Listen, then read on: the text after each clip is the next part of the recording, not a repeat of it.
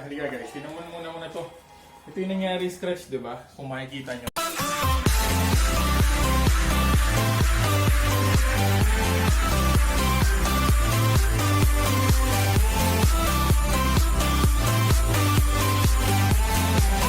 Sawadee-kap! Magandang araw sa inyo guys. Welcome back to Pinoy Thai Family Channel.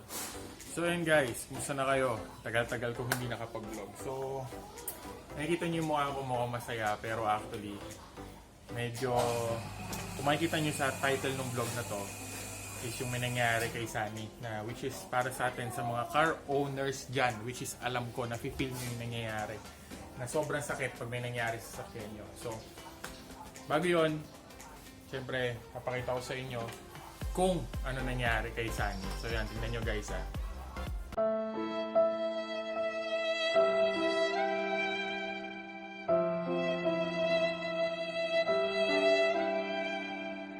Yun, nakita nyo na guys. Ramdam na ramdam nyo yung sakit, di ba? Syempre, pag may konting gas-gas or may konting nangyari sa sasakyan nyo, ganyan na ganyan yung mararamdaman nyo.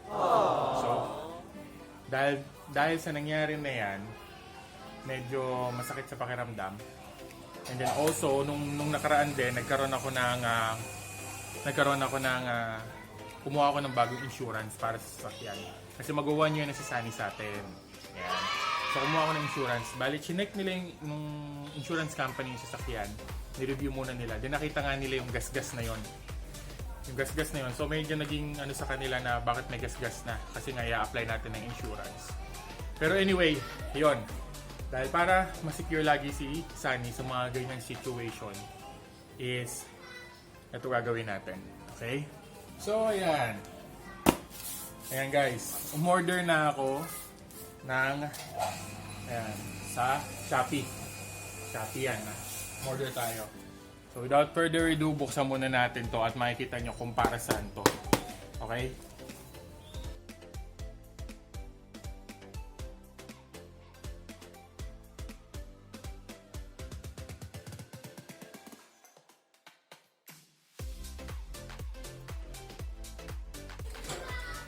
Ayun guys, so nakikita nyo to.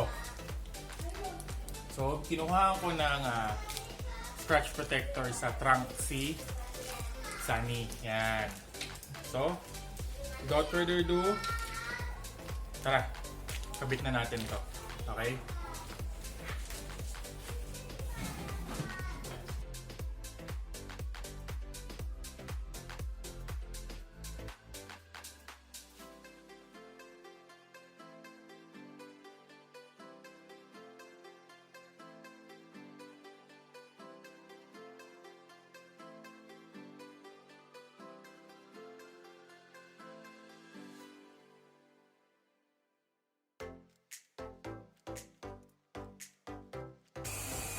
So, yun guys na kasama na natin itong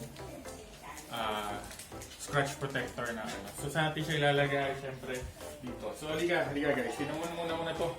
Ito yung nangyari scratch, diba? Kung makikita nyo. Ayan. Ayan siya guys. Kitang-kita siya, may paint na ano. Ayan. Ayan. So, sobrang masakit sa dibdib yung nangyari talaga. Sobrang sakit. Then, further ado, kabit na natin to. So,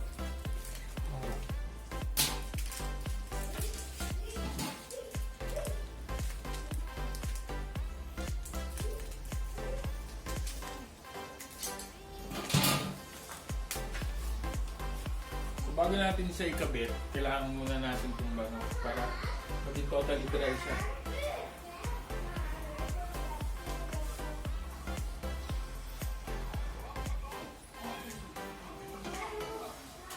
Dapat totally dry siya bago natin ilagay ito. Meron siya nakasamang 3M. Ayan, tapos nakalagay dito malinaw sa nakalagay ano. Ayan guys, nakikita niyo siya. Ayan, para sa ZS.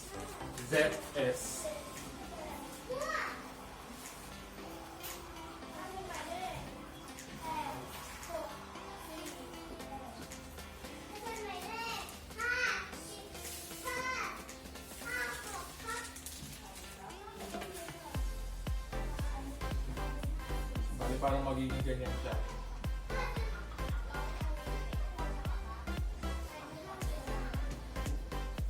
Parang ganyan magiging itsura niya.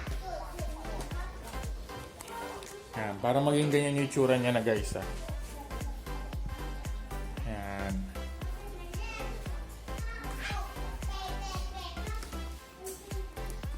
So yan guys, kakabit ko muna to. Then, kasi maluwag pa siya. Yan, nakita nyo, maluwag pa siya. So, kakabit ko muna to, then balikon ko kayo. Okay, pagkatapos siya.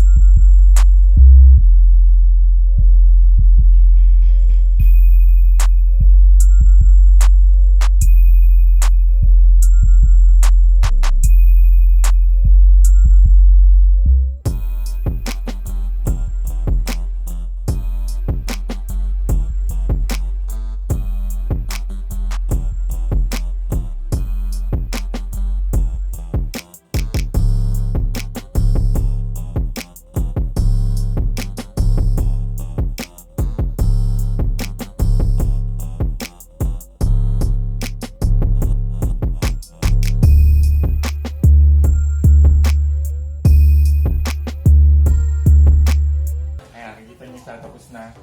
So, sobrang secure na siya. At saka sa mga scratches niya, secure. Ayan, i-montage ko siya.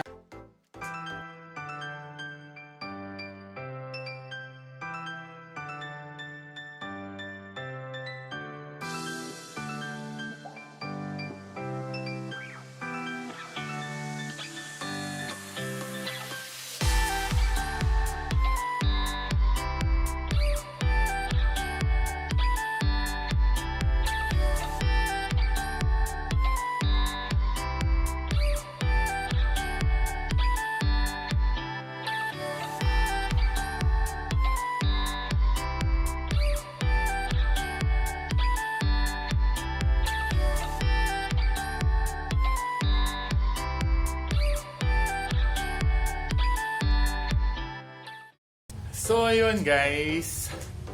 Ayan, makikita nyo na wala na yung scratch. Andito nakalagay yun eh. Hindi ko na alam kung nasan. Basta parang dito siya. Nakoberan na siya yung mismong scratch na coveran natin. So, wala na yung mismong scratch. Tsaka nakasupport na siya talaga dito. Ayan guys. And I just want to like i-shout out yung mga ka-MG natin dyan sa napawisan ako. Yung mga ka-MG natin na nagkaroon sila ng event sa Subic Bay event na yan. So, ayan guys, medyo maingay yung motor. Ayan guys, salamat. Maraming salamat sa pag-watch ng video na to. And then hopefully, pwede rin kayo mag-install nito, lalo na sa yung mga bata na may mga stroller or mga gamit na nilalagay nyo. Mas talagang nakakasupport na talaga sa ayan guys. Okay guys, ayan. If you like this video, please like, comment, and then subscribe lang kayo guys. God bless. See you again on the next vlog. Bye.